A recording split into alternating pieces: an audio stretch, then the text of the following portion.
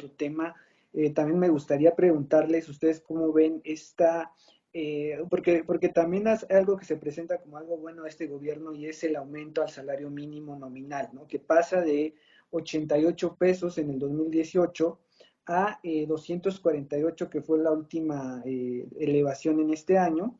Y bueno, se presenta como eh, un acierto del gobierno, ¿no? Emprender esta política salarial como beneficio a la población, a los más desprotegidos, y es quizá una de las acciones más directas a esta frase de por el bien de México, primero los pobres. El otro tema es también, bueno, este es el salario nominal, tenemos el salario real que era en el 2018 de 89 pesos y cierra en 193. Entonces, si hay un efecto en el poder adquisitivo que beneficia a las familias que ganan hasta un salario mínimo o menos, ¿no? Siempre y cuando se mida de manera formal. Estamos en este análisis dejando de lado a toda esa población que no sabemos realmente a cabalidad cuánto está ganando ni cuánto está reportando como impuestos por falta también de esa mencionada reforma fiscal, ¿no? ¿Ustedes cómo ven ese aspecto? ¿Es algo beneficioso? ¿Puede presentarse también como algo tendencioso? Porque finalmente, ¿quiénes son los que se benefician de ese aumento? Luis nos hacía favor un poco de introducirnos a este concepto de la PEA, la población económicamente activa, que son, digamos, todos los que cuentan con un empleo. El INEGI define que son empleados todos aquellos que trabajan por lo menos 8 horas a la semana. Eso es muy bajo. Es decir, si nosotros trabajamos 8 horas, prácticamente estamos empleados para el INEGI cuando eso representa, pues, otros temas como la subocupación, etcétera, ¿no? Pero bueno, a lo que quería referirme es que ese porcentaje de la PEA que gana hasta un salario mínimo, en este sexenio pasó de 8.5 millones de personas a 19.6 millones de personas. ¿Esto qué nos indica? ¿Qué nos quiere decir que ha aumentado la gente que gana hasta un salario mínimo? O están dejando los empleadores, están dejando de pagarles, ¿no? Mejor a sus empleados, o más gente está, digamos, siendo empleada. ¿A qué me refiero? A que se está generando empleos en este gobierno. ¿Cómo creen que sea la dinámica en este aspecto? Orlando. Muy tendencioso por la simple razón de que no todos los trabajadores ganan el salario mínimo. Y esta medida solamente beneficia a esos pocos trabajadores que tienen ese ingreso. Hace unos años el INEGI decía que trabajadores que ganaran el salario mínimo eran aproximadamente 5 millones. Y eso hablando de trabajadores formales. Este incremento al salario mínimo para nada va a repercutir en el sector informal, que es donde se concentra una gran cantidad de trabajadores.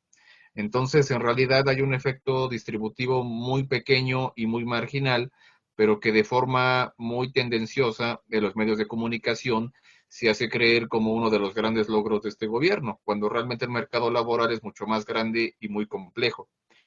Aunado con lo anterior, no va a acabarse este problema de la informalidad en México si no se atiende de raíz la situación y si no hay un fomento al sector productivo, que en este gobierno lamentablemente no lo hubo, bajo estos principios de austeridad. La política industrial, recalco, está ausente. Gracias. Ok. ¿Alguien quiere participar? A ver, sí, Luis. Sí, complementando el comentario de Orlando, efectivamente, creo que uno de los grandes temas cuando se habla de informalidad es la propia complejidad de la naturaleza de la complejidad del concepto mismo. No es lo mismo hablar de sector informal que de empleo informal, que de economía informal, que de informalidad laboral. O sea, la informalidad es realmente un concepto complejo. Y Orlando dijo algo muy interesante. El INEGI mide la informalidad de acuerdo a las recomendaciones de hace algunos años de un llamado grupo de Delhi.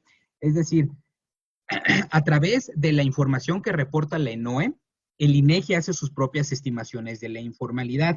Sin embargo, en un ejercicio que nosotros, bueno, aún no terminamos, pero estamos próximos a ellos, hemos encontrado que la reducción de la economía informal reportada por el INEGI está asociada a una reducción de la informalidad, pero en el sector de los hogares, no en la esfera productiva de la economía. Entonces, aquí es donde complemento el comentario de Orlando. Efectivamente, el sector productivo, el motor de la economía, sigue siendo constituido por PEA, por trabajadores ampliamente informales y además concentrados mayoritariamente en el sector terciario, que eso también es importante considerarlo.